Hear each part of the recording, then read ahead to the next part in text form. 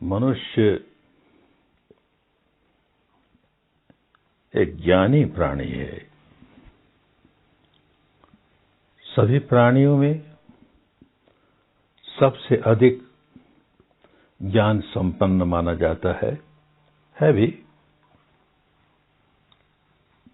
उसे अपने बौद्धिक ज्ञान का अच्छे से अच्छा उपयोग करना चाहिए।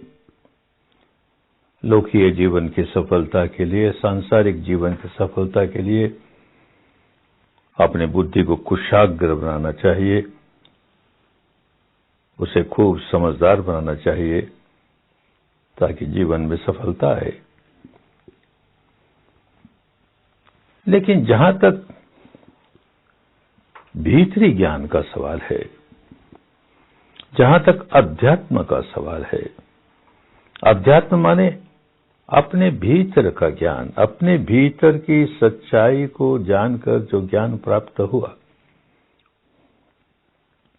यह अध्यात्म शब्द भी बदल गया। लंबा समय होता है, 2500-2600 वर्ष बीतते बीतते अर्थ बदल जाते हैं। आज तो जब कोई आध्यात्मिक बात की चर्चा करे तो अध्यात्म का मतलब आत्मा, परमात्मा, इस तरह की दार्शनिक मान्यता को अध्यात्म, अरे लेना देना नहीं इस बात से। उन दिनों के भारत की जनभाषा में अध्यात्म कहते थे अपने भीतर, बहिद्ध अज्जत, अपने भीतर की सच्चाई को जानना। अपने भीतर की सच्चाई को अनुभूतियों के स्तर पर जान लिया तो उसका बहुत बड़ा प्रभाव होता है। बात वही है, हम विज्ञान के स्तर पर, बुद्धि के स्तर पर खूब समझते हैं ये सारा संसार अनित्य है, नश्वर है, भंगुर है, परिवर्तनशील है। जो जन्म लेता है वो देर सवेर मृत्यु को प्राप्त होता ही है। जो उत्पन्न होता है देर सवेर विनष्ट होता ही है। ये संसार का नियम है, उत्पन्न होना, नष्ट हो जाना, उत्पन्न होना, नष्ट हो जाना। ये बात बुद्धि के स्तर पर समझने जरा भी कठिन नहीं है और सभी समझते हैं। लेकिन इसका असर, जिसे अध्यात्म कहते हैं, अपने भीतर के मानस को सुधारने में इसका कोई असर नहीं होता। बहुत छिछला छिछला असर। एक उदाहरण से समझें। किसी का कोई प्रिय व्यक्ति गुजर गया, मृत्यु को प्राप्त हो गया। अब उसके शव को शमशान भूमि में ले जाते हैं, चिता पर रखते हैं और आग जलाते हैं। वो व्यक्ति देख रहा है, क्या जीवन की अंतिम परिणति यही है? ये आदमी सब कुछ यहीं छोड़ गया, इसकी पत्नी, इसके बाल बच्चे, इसकी धन दौलत, कुछ भी इसके साथ नहीं गई। अरे शरीर भी नहीं गया, इसे भी जला दिया गया यहां पर। तो सोचता है आगे जाकर मेरी भी यही दशा होने वाली है, देर सवेर होने वाली है। तो मेरे शरीर को भी यूं ही लाकर के शमशान भूमि में जला दिया जाएगा। न पत्नी साथ जाएगी, न बच्चे साथ जाएंगे, न धन दौलत साथ जाएगी, न आलीशान मकान साथ जाएगा, न ये गाड़ियां साथ जाएंगी। जीवन का यही अंत है। अरे फिर किस लिए हाय हाय करते हैं? किस लिए हाय हाय करते हैं? अंत में तो सब कुछ छूट जाने वाला है। हाय पुत्र, हा संपदा, हाय मान सम्मान, हाय हाय करते हुए निकले तन से प्राण। देखो इस बेचारी का प्राण हाय हाय करते निकल गया, ऐसे ही मेरा प्राण भी हाय हाय करते निकल जाएगा। क्या हुआ? क्या लाभ हुआ इस हाय हाय का? ये कैसा जीवन है? बड़ा वैराग्य जागा, बड़ा ज्ञान जागा। कुछ देर के बाद शमशान भूमि से बाहर आया तो अपने एक भाई को देखता है जिससे उसके संबंध बिगड़े हुए हैं, बुरी तरह से बिगड़े हुए हैं।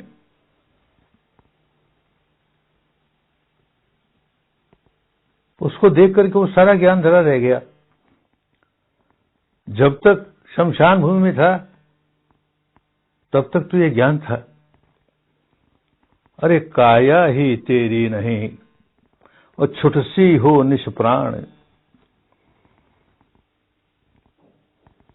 तो ये भौतिक जगत में कौन तेरो नादान, कौन है तुम्हारा, इस भौतिक जगत में कौन है। ये सारा ज्ञान जब तक वो शमशान भूमि में था तब तक ये सारा ज्ञान जागृत था। बाहर आया तो देखता है अपने भाई को जिससे संबंध बिगड़े हुए हैं, 36 के संबंध है, झगड़ा हो रहा है उससे, सिविल केस चल रहे हैं। क्रोध आता है, अरे कितने साल हो गए सिविल केस से कुछ नहीं होता, मुझे किसी तरह इसको फंसा करके इस पर क्रिमिनल केस करें तो इसे होश आएगा, तो बदला ले सकेंगे। कितना क्रोध जागा। एक कदम बाहर आते ही वो शमशान ज्ञान वहीं रह गया। शमशान ज्ञान है ना, बुद्धि के स्तर पर खूब समझा, भीतर तक नहीं समझ पाया, भीतर तक वैराग्य नहीं जागा। बुद्धि के स्तर पर तो समझते ही रहते हैं। कोई व्यक्ति धर्म सभा में गया, गुरु महाराज का प्रवचन हो रहा है, पंडित जी का प्रवचन हो रहा है,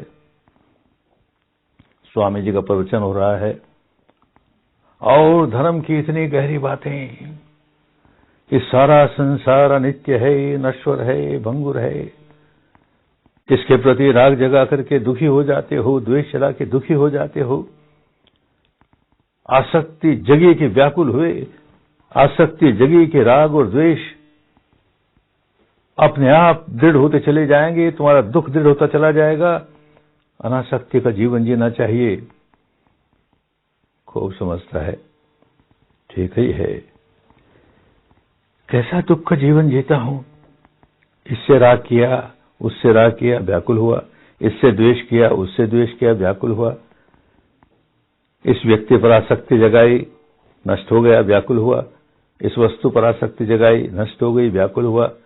ये सारा प्रपंच व्याकुलता ही व्याकुलता का प्रपंच है। बस बहुत हो गया, बहुत भुगत लिया, अब आसक्ति नहीं, मुझे अनासक्ति का जीवन जीना है, मुझे वीतराग का जीवन जीना है। खूब धर्म की बात समझ में आई। धर्म सभा समाप्त हुई, सभागृह के बाहर आया तो देखता, अरे मेरा जूता कहां गया, मेरा जूता कहां गया, अरे कोई उड़ा ले गया, कल ही तो खरीदा था, इतना कीमती जूता, इतना अच्छा जूता, अरे यहां के लोग कैसे चोर हैं, इनको जरा भी धर्म का ज्ञान नहीं है, मेरा जूता चुरा दिया। इतनी गहरी आसक्ति इस जूते पर, और थोड़ी देर पहले अनासक्ति की बात सोच रहा था। कुछ असर होता नहीं। धर्म को जहां केवल बुद्धि का विषय बना लिया, केवल प्रवचनों का विषय बना लिया, बोलने वाला बोलकर बड़ा खुश है, देखो हमने धर्म कितना अच्छा समझाया, और सुनने वाले सुनकर खुश है, देखो हमने धर्म को कितना समझ लिया। क्या समझा रे और क्या समझाया रे, अनुभूति से कुछ नहीं जाना ना। ये कोरा बुद्धि विलास और श्रुति विलास, वाणी विलास, श्रुति विलास, वाणी विलास, क्या मिला इससे। थोड़ी देर के लिए मनोरंजन हो गया, जाते हैं मनोरंजन के लिए, इधर गए उधर गए, चलो आज अमुक जगह धर्म सभा है, उस गुरु महाराज का प्रवचन है, उस पंडित जी का प्रवचन है, चलो सुन ले, थोड़ी देर मन बहलाएं। मन बहलाने के लिए हो गए धर्म, या बहुत हुआ तो बुद्धि विलास के लिए हो गए धर्म। अनुभूति पर नहीं आ जाएगा, अपने भीतर जानना है, अनुभूति से जानना है। अंजन माहि निरंजन देखो, ये जो शरीर है 3.5 हाथ की काया है, ठोस है, दिख रही है, ऐसी है, इसके भीतर निरंजन है। उसका कोई रूप नहीं, कोई आकृति नहीं, कोई रंग नहीं, कोई रेख नहीं। वो सच्चाई क्या है? और वो सच्चाई ऐसी है जो अपने आप उत्पन्न होती है, नष्ट हो जाती है, उत्पन्न होती है, नष्ट होती है। जो अपने आप प्रकट हो रहा है वो निरंजन है। अपने आप प्रकट हो रहा है, नष्ट हो रहा है, तो वो अनित्यता की अनुभूति अपने भीतर जब हुई तो आपे आप निरंजन सोई, अंजन माहि निरंजन देखो। देखने लगा अपने भीतर, ये विद्या नष्ट हो गई। अब तो कहीं आंख बंद करके बैठे भी तो करो ध्यान किसी कल्पना का। हमारी परंपरा में ऐसी एक मान्यता है, हमारी परंपरा में ऐसी मान्यता है, जो मान्यता है बस उसका ध्यान कर रहे हैं। तो ये अनुभव तो नहीं ना, जाना कहां, केवल मान रहा है। बुद्धि के स्तर पर मान रहा है, श्रद्धा के स्तर पर मान रहा है। मानने और जानने में जमीन आसमान का अंतर होता है, जाना नहीं। अपने भीतर सच्चाई को जानना है, और सच्चाई को जानने के लिए ही धर्म होता है, सच्चाई को जानने के लिए ही साधना होती है। ये जो शील की चर्चा की, ये जो समाधि की चर्चा की, समाधि केवल चित्त को एकाग्र कर लेने वाली नहीं, सच्चाई को अनुभूति से जानते हुए चित्त को एकाग्र करना। अनुभूति से जानो, हमेशा मन भीतर रहे, काया के भीतर क्या हो रहा है उसे अनुभूति से जानो। कायस्थ बनो, काया में स्थित हो जाओ। नित्यं कायगता सती। उस महापुरुष भगवान बुद्ध ने एक साधना दी, एक रास्ता दिया हमें। नित्यं कायगता सती। काया के भीतर जो कुछ हो रहा है उसके प्रति सजग रहो, उसे जानो, अनुभूति से जानो। पश्च कहते हैं अनुभूति को, अनुभूति से जानो। वैसे एक सांसारिक अर्थ होता है पश्चना माने देखना, पश्यति देखता है, लेकिन अध्यात्म के क्षेत्र में पश्च के माने अनुभव करो, अनुभव से सच्चाई को जानो, तो बहुत से रहस्य खुलेंगे। ये सारा संसार अनित्य है, नश्वर है, भंगुर है। मेरा शरीर भी अनित्य है, नश्वर है, भंगुर है। ये नियम है प्रकृति का, उत्पन्न होता है, नष्ट होता है। अब अनुभव होगा ये सारा शरीर क्या है। ऊपर से ठोस ठोस लगने वाला शरीर, जैसे जैसे प्रज्ञा जागेगी, प्रज्ञा जागेगी, प्रत्यक्ष ज्ञान जागेगा, बुद्धि वाली बात नहीं, प्रत्यक्ष ज्ञान जागेगा, अनुभूति से जानेगा। ये ठोस लगने वाला शरीर देखिए तो कितना ठोस है। अब वो अनुभूति द्वारा देख रहा है तो प्रज्ञा द्वारा उसका मन इतना शार्प हो जाता है, इतना सेंसिटिव हो जाता है कि बींद बींद कर सच्चाई को भीतर से जानता है। और ऐसे जानता है कि उसमें सारा कुदरत का कानून सामने आ जाता है, विश्व का विधान समझ में आने लगता है, ऋत के नियम समझ में आते हैं। इसीलिए हमारे यहाँ प्रज्ञा के लिए आगे जाकर ऋतंभरा प्रज्ञा शब्द का प्रयोग होने लगा। ऋतंभरा, ऋत के नियमों से भरी हुई प्रज्ञा। ऋत का नियम क्या है? ऋत का नियम यही है, उत्पन्न होना, नष्ट होना, उत्पन्न होना, नष्ट होना। अनुभूति द्वारा जान रहा है, और इस बींधती हुई प्रज्ञा से जानते जानते जानते देखता है ठोसपना कहीं नहीं रहा, सारे शरीर में कहीं ठोसपना नहीं। विपश्यना के शिविर में आते आते कुछ दिनों के भीतर ही साधक इस सच्चाई की अनुभूति करने लगता है। स्थूल से सूक्ष्मता की ओर जाना है। ये ठोस शरीर स्थूल सत्य है, और उसका विभाजन करते करते, विघटन करते करते और गहराई और गहराई और गहराई, इतनी गहराइयों पर जा पहुंचा कि भौतिक जगत का सबसे छोटा पदार्थ, सबसे छोटी इकाई, जिसे अणु कहें, परमाणु कहें, उस महापुरुष ने उस महान वैज्ञानिक ने यह शब्द नहीं इस्तेमाल किया, क्योंकि ये तो उनसे भी छोटा सारा भौतिक जगत इसी से बना हुआ, और देखता है इसमें 8 बातें। इस इकाई में जिसे उसने एक शब्द दिया कलाप, इस कलाप में 8 बातें, 4 भौतिक, पृथ्वी, अग्नि, जल, वायु, और 4 उनका अपना अपना स्वभाव, ये 8 मिलकर के एक कलाप हुआ। वो भी ठोस नहीं, केवल तरंगे ही तरंगे, केवल तरंगे ही तरंगे। इतनी शीघ्र गति से उत्पन्न होता है, नष्ट होता है, उत्पन्न होता है, नष्ट होता है। अनुभूति द्वारा जान रहा है, अपने भीतर जो अनुभूति द्वारा जाना, अरे बाहर भी यही हो रहा है। सब्बो पज्जलितो लोको, सब्बो लोको पकंपितो। हमारे देश का यह महान वैज्ञानिक, मानव जगत का यह महानतम वैज्ञानिक इस सच्चाई पर पहुंचता है बिना किसी साइंटिफिक एपरेटस के, बिना किसी साइंटिफिक इंस्ट्रूमेंट के, अनुभूति द्वारा देखता है। Combustion, vibration. और सारे संसार में, सारे भौतिक जगत में केवल उत्पन्न होना, नष्ट होना, उत्पन्न होना, नष्ट होना, इतनी शीघ्र गति से। तो अनुभूति से कोई कहता है कि एक चुटकी बजाऊं, उतनी देर में अनेक शत सहस्त्र कोटि बार यह कलाप उत्पन्न होता है, नष्ट होता है। क्या कह गया? शत सहस्त्र कोटि, एक के आगे 12 बिंदी लगाएं तो शत सहस्त्र कोटि, और सो भी अनेक शत सहस्त्र कोटि बार उत्पन्न होता है, नष्ट होता है, उत्पन्न होता है, नष्ट होता है। सच्चाई है, अनुभूति से जानी है। इसी सच्चाई को पश्चिम के वैज्ञानिकों ने जाना, उनकी कोई निंदा नहीं है, वो अपने ढंग से अनुसंधान करते हैं। कैलिफोर्निया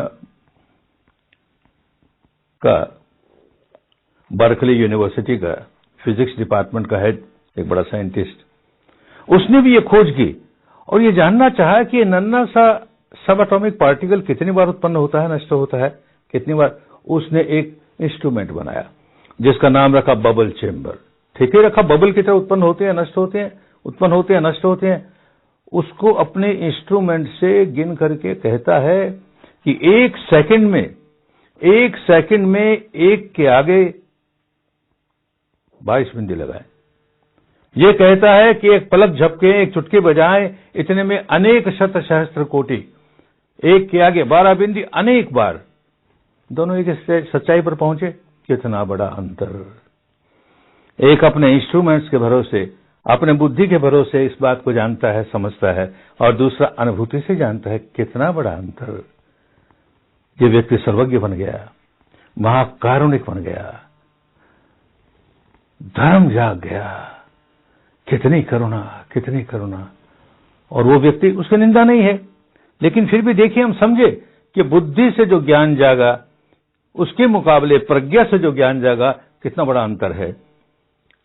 यहां पर विभिन्न देशों के लोग आते हैं, कैलिफोर्निया के भी लोग आए, उन्होंने ये सारी बात सुनी, तो वहां गए, इस प्रोफेसर साहब से मिले और आके हमें बताया कि वो इतना टेंस रहता है, इतना तनाव में, इतना शॉर्ट टेम्पर्ड। वही सच्चाई तक वो भी पहुंचा। किस तरह पहुंचा? ये जो पहला एटॉम बम बना, उसके बनाने में उसका भी हाथ था। तो उसके मन में ये जिज्ञासा जागी कि ये मेरा पहला एटॉम बम जापान पर गिरे तो मैं देखूं इसका क्या प्रभाव होता है। तो जो हवाई जहाज वो एटॉम बम लेकर गया और उसने जापान पर डाला, उसको देखने के लिए वो साथ बैठा। अरे कहां तो इतनी बड़ी करुणा और कहां इतनी बड़ी हिंसा। केवल बुद्धि के ज्ञान से आदमी सुधरता नहीं, भौतिक ज्ञान हमें सुधार नहीं सकता।